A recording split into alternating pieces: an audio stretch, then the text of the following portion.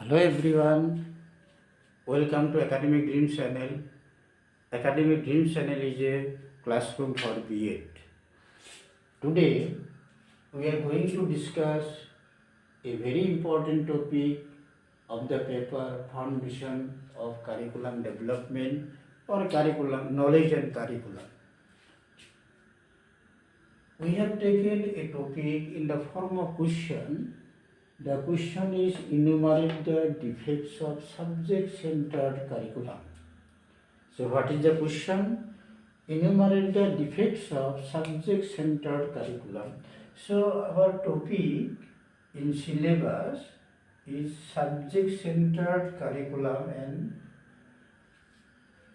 our discussion will be on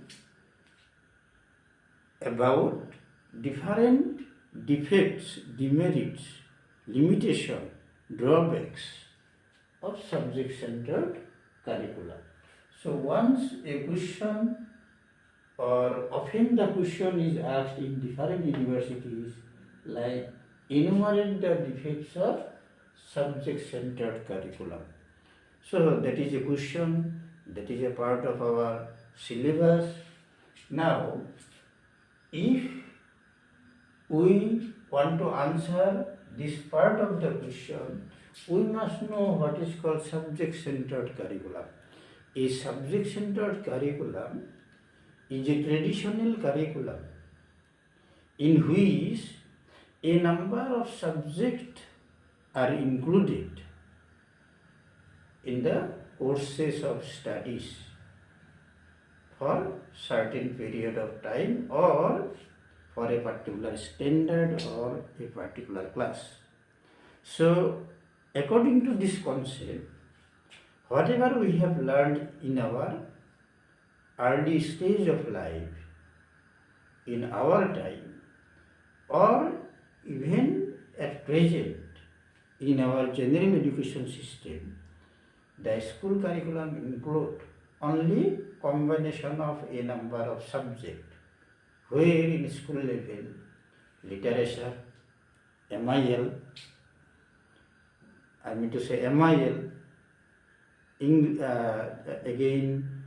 English, mathematics, general science, social science, elective subject altogether called curriculum. It is what type of curriculum? It is only subject-centered curriculum. That means a number of subjects are included in the whole curriculum. So, enumerate the defects of subject-centered curriculum. Now, what will be the answer? The subject-centered curriculum has got a number of demerits, defects. Number one, we can say too much theoretical. So what is theoretical? That the children need to learn orally. There is nothing to do by combining head and hand. So too much theoretical is out of reality. So that is the defect of subject-centered curriculum. Secondly, students are passive. So according to the psychological principle, children should be active in the classroom on the basis of curriculum. But in subject-centered curriculum, students are passive. That means the class teacher, the subject teacher teaches the subject theoretically in the classroom, discuss the subject theoretically in the classroom. The teacher goes through line by line of the textbook in the classroom, and children are simply passive listener. So that is the defect. Number three, not psychological. Why subject-centered curriculum is not psychological? A psychological curriculum is child-centered curriculum. A child-centered curriculum, a psychological curriculum is activity-based curriculum. But subject-centered curriculum is not activity-based curriculum. so it is not psychological. We can criticize, it is not psychological. Again, subject-centered curriculum, too much load to children. That means overload to children. In subject-centered curriculum, overload is given to too much load to children, overload to the children. That means children need to memorize for examination a number of subject, a number of theory, a number of definition. So definitely it is overload to the children. Number 5, neglect individual differences. In subject-centered curriculum, same theory, same theoretical load is given to all the children, thinking that all the children can do the same. In the contrary, oppositely, in psychological curriculum is prepared on the basis of the individual differences of the learner, so that children can go ahead according to their own pace or speed of learning. But subject-centered curriculum neglect individual difference, thinking all the children can do the same. Number 6, draw boundaries among subjects.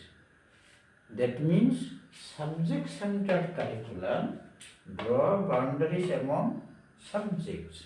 It means draw boundaries among subjects means the subject-centered curriculum is against the correlation. According to the principle of correlation, there should be interrelation among subjects, and there is no special compartment in our head to keep the knowledge of different subjects in our mind. Suppose the knowledge of mathematics here, knowledge of science here, not like that. Knowledge is whole, but subject-centered curriculum draw the boundaries. Science is different from mathematics, mathematics is different from literature, literature is different from social science. That boundaries among the subject is against the psychology of the learner. Neglect the psychological principles. There are certain psychological principles in construction of curriculum. While the framer of the curriculum construct it, they should follow certain psychological principles. Suppose principle of individual differences, suppose the principle of activity, suppose the principle of learning by doing. In subject-centered curriculum, there is absence of psychological principles. That is why we can say simply neglect psychological principles. Number 8, traditional system of curriculum. That is the final defect or criticism of subject-centered curriculum. What is the traditional system of curriculum? The subject-centered curriculum itself is traditional, and the traditional subject-centered curriculum is absence of the modern psychological principle.